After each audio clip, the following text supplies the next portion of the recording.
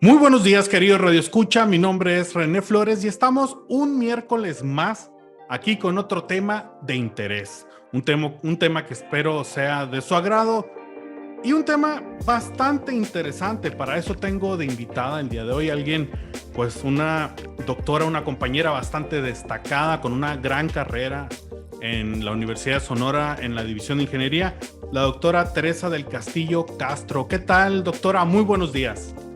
Muy buenos días, René. Un gusto estar aquí contigo.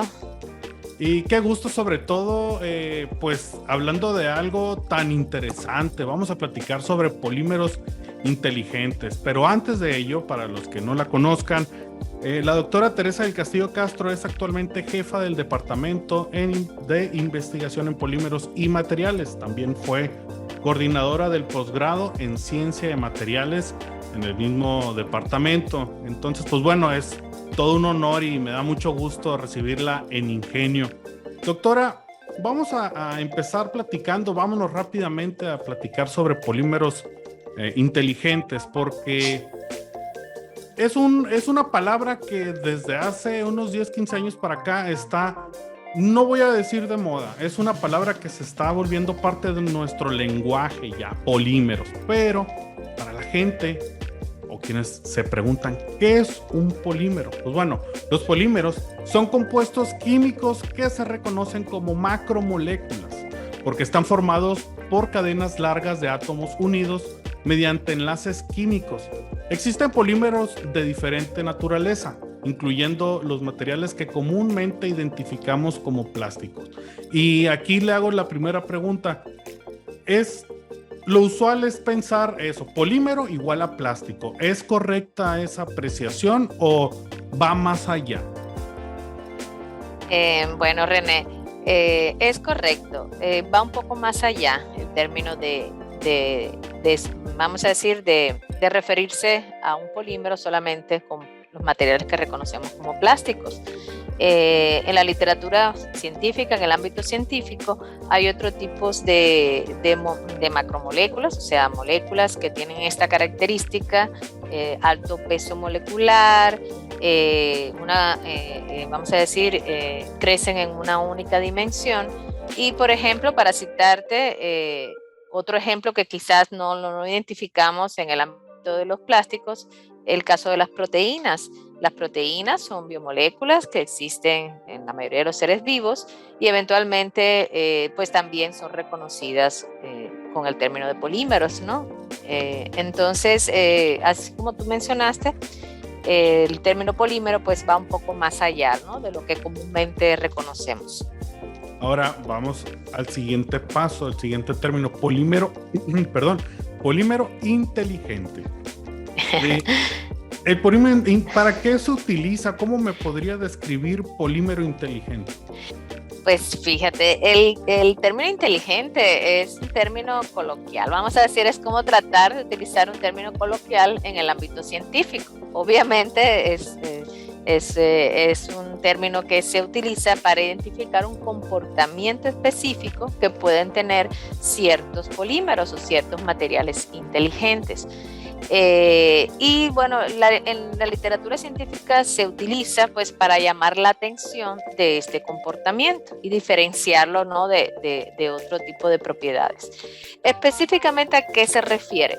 Bueno, se refiere a cuando un material polimérico, al momento de recibir un determinado estímulo, ¿sí?, alguna señal que nosotros se ejerza sobre ese material polimérico, ese material pueda manifestar una determinada respuesta, ¿sí? Entonces se asocia con un comportamiento estímulo-respuesta, pero que esté prediseñado, o sea que cuando reciba la señal, pues la respuesta que se obtenga pues sea la deseable y además que sea una respuesta medible y que nos sirva para algo, más que nada, ¿no? Que podamos aprovechar. Sí, ahorita se me viene a la mente polímeros, un polímero no inteligente, o así lo quiero más o menos, Ajá. lo cambian de estado, por ejemplo, que hay de estos como juguetitos para niños muy plasticosos, obviamente pues está como está como gelatinoso, ¿no? Y de Ajá. repente, si le aplicas mucho calor, se va a derretir. Eso no es un polímero inteligente, simplemente cambio de estado. Ajá. Bueno, Pero cuando queremos o cuando este reacciona de la manera en que nosotros queremos o diseñamos, ahí es cuando ya se puede clasificar como ajá. inteligente. Así es, de cierta manera. Es cuando tú puedes prediseñar el comportamiento de manera tal de que esa respuesta que manifiesta el material polimérico, pues se pueda usar para algo, que sea una respuesta controlada. eh, o sea, más que nada eso, que la puedas medir. A eso se refiere el término de polímero inteligente. ¿Sí? De que realmente tú puedas controlar todo ese comportamiento y que se puede utilizar para algo. ¿Cuál sería el espectro de estímulos que le podríamos dar a un polímero inteligente? Por ejemplo, me imagino yo lo clásico es el calor, pero a lo Ajá. mejor con electricidad o con algún otro tipo de cosas podríamos hacer que reaccione de una u otra manera. Es correcto. La temperatura es uno de las, vamos a decir, de los parámetros más sencillos de modificar, y es una de las señales que se le puede dar como estímulo a un material polimérico para que se comporte de una manera determinada. Pero también hay otras, no solamente son de naturaleza física, hay otras de naturaleza física. Por ejemplo, un cambio en una exposición, por ejemplo, a un ambiente biológico determinado, la exposición a una determinada biomolécula, o por ejemplo, un cambio en el pH, o sea, en la condición ácida o básica en que esté el material. Podría ser una señal eléctrica, un campo eléctrico, un voltaje, un potencial eléctrico determinado que se aplique, o un campo magnético, un cambio del momento magnético alrededor del material, o inclusive puede ser una radiación óptica o una radiación, vamos a decir, ionizante también. Entonces hay una gran gama de estímulos que se pueden utilizar en función de la aplicación deseada para activar esa respuesta que se quiere obtener del material polímerico. ¿De qué va a depender la señal que se utilice? Obviamente de la naturaleza y de las características específicas que tenga ese polímero. ¿Hay algún grado de dificultad para programar este tipo de estímulos? A lo mejor, me quiero imaginar, que yo, bueno, como decíamos, lo más usual es el cambio de temperatura, pero quizá es más difícil programar por ejemplo, como decíamos, la electricidad o luz infrarroja. ¿Hay dificultades dentro de eso o es difícil de dominar uno más que otro? Pues mira, ya depende de la tecnología en sí. Ahorita ya hay unos tipos de señales que son muy sencillas de aplicar un material polimérico y además dan la ventaja de que lo puedes hacer de forma remota. Por ejemplo, esto que tú mencionabas de un campo eléctrico, pues ya eventualmente un potencial eléctrico, ya eso se puede aplicar de forma remota. Una señal de óptica, por ejemplo, en la región del infrarrojo, también tú mencionabas, pues es algo que también se puede aplicar de forma remota. Ya va a depender, vamos a decir, de cómo es la tecnología que va a acompañar a ese proceso, ¿sí? Un cambio de temperatura es muy sencillo también de aplicar.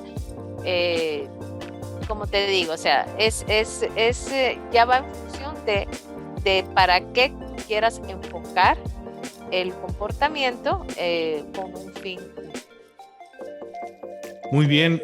Una de las, más bien creo que 3 palabras que me llamaron mucho la atención de lo que estuve investigando fue síntesis.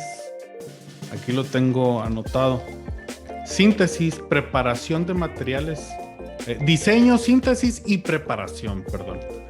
Si nos podría explicar un poquito en qué consiste cada uno de estas etapas, por así estas decirlo, etapas, para claro. los que trabajamos en esta área.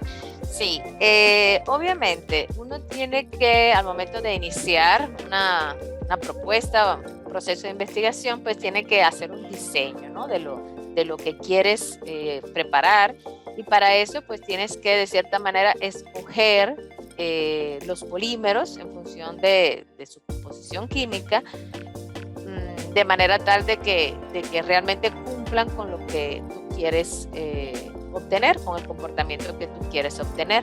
Muchas veces estos sistemas ya no están formados por únicamente un solo tipo de polímeros, sino que se hacen combinaciones de ellos, de manera tal de que tú tengas un material, una plataforma multifuncional, o que de alguna manera hay una sinergia, vamos a decir, una combinación adecuada, una mejora de las propiedades de cada polímero individual al momento que se combinan para formar un único material. Entonces ahí ya es ese diseño previo donde nosotros escogemos qué materiales vamos a preparar, cómo los vamos a combinar, etcétera, ¿no? Ese diseño previo.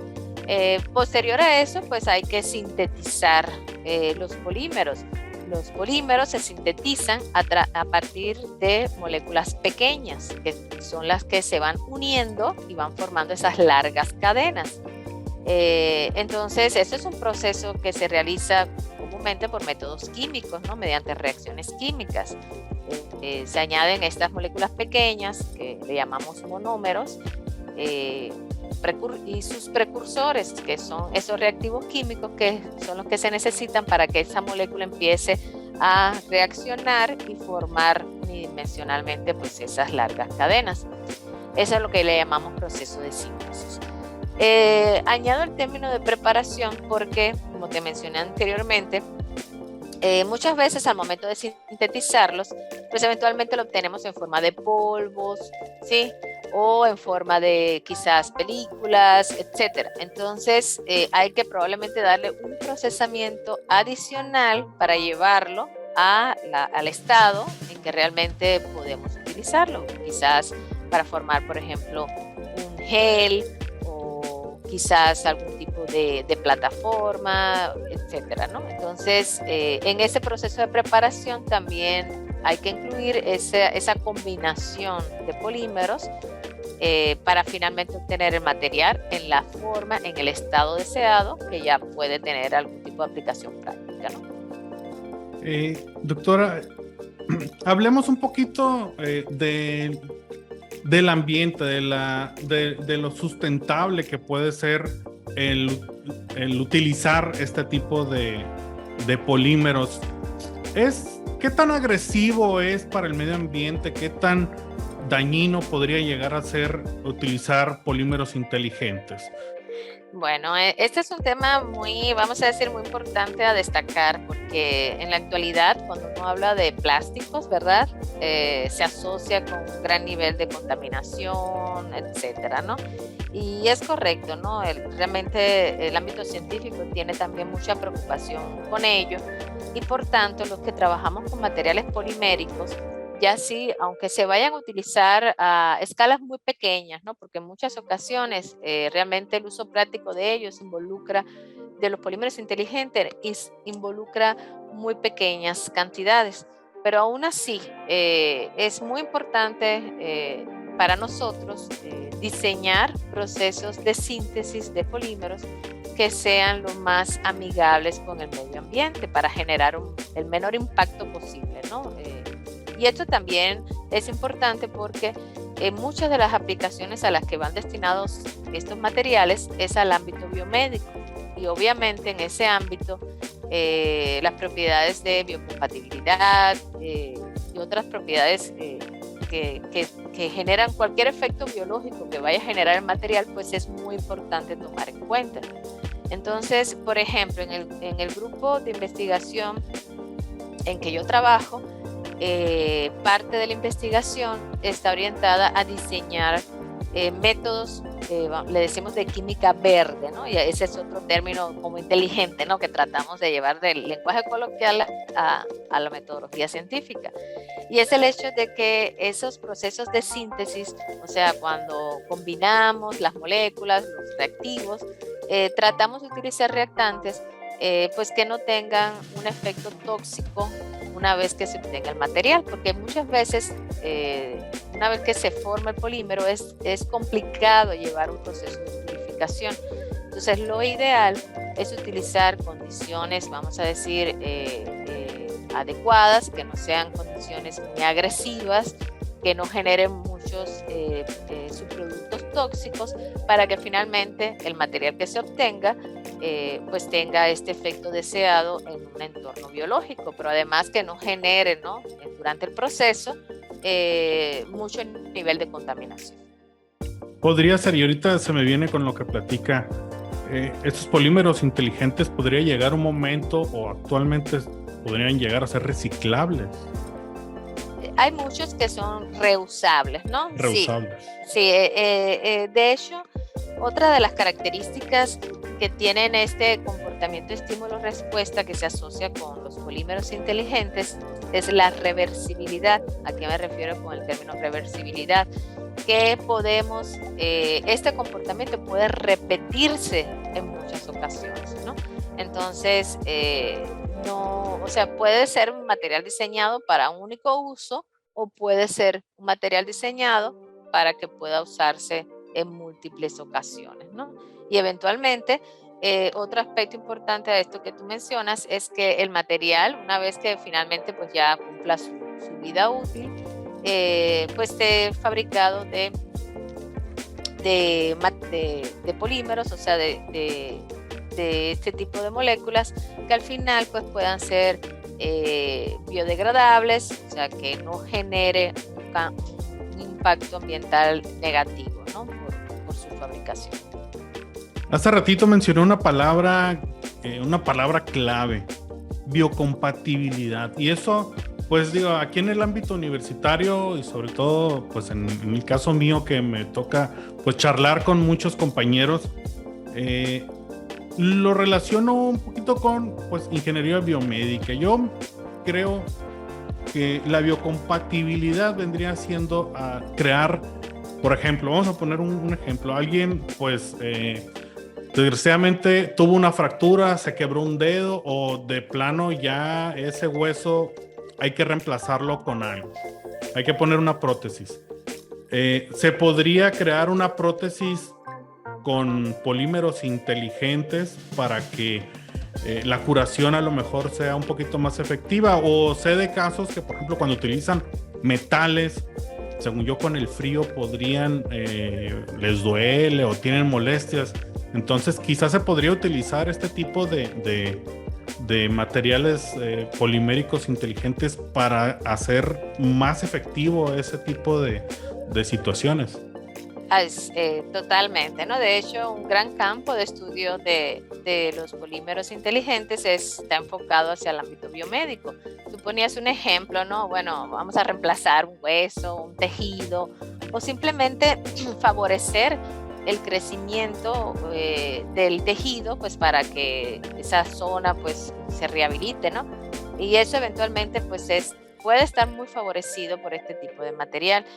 De hecho, se le pueden incorporar biomoléculas, o sea, agentes que sean bioactivos y favorezcan el crecimiento de algún tipo de célula, o eventualmente inclusive que eviten quizás procesos infecciosos durante el proceso de regeneración celular, de regeneración del tejido, ¿no?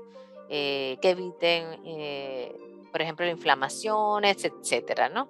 Y para esto, obviamente, pues tienen que ser materiales que tengan propiedades de biocompatibilidad, que bueno, como de alguna manera tú mencionas, está relacionado con esa respuesta en un entorno biológico que puede tener frente al material, ¿no? Que realmente no genere ningún tipo de toxicidad, que también tenga, vamos a decir, no solamente desde el punto de vista químico, ¿no? Puede ser también relacionado con propiedades, por ejemplo, mecánicas.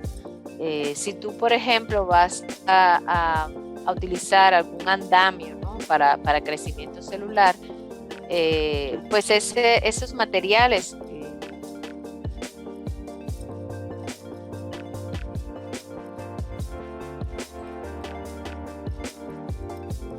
Muy bien, doctora. Y pues me gustaría ahora salirnos un poquito del ámbito médico, biomédico, para encontrar cosas relacionables o impactos en nuestra vida diaria. Eh, ¿Cuáles son esas cosas? Y me llamó mucho la atención y tengo muy grabado que antes nos había platicado sobre ventanas inteligentes. Más o menos cómo funcionaría y qué otras cosas también aplican o tienen polímeros inteligentes que a lo mejor usted dice, bueno, esto va a ser muy común en 3 o 5 años, o a lo mejor ya están en nuestras casas, pero simplemente pues no sabemos. Ok, bueno, realmente en el caso de los polímeros inteligentes, al igual que otro tipo de materiales inteligentes, pues tienen muchas aplicaciones tecnológicas actuales. Tú mencionabas de ventanas inteligentes. Esto es, vamos a decir, el concepto de que ese tipo de ventanas que en función de la temperatura eventualmente pues puedan dejar pasar o no una proporción de luz. O sea, en la práctica se oscurecen o simplemente se ponen más claras en función de la temperatura a la cual o la radiación que se sienta, ¿no? Esa es una de las posibles aplicaciones.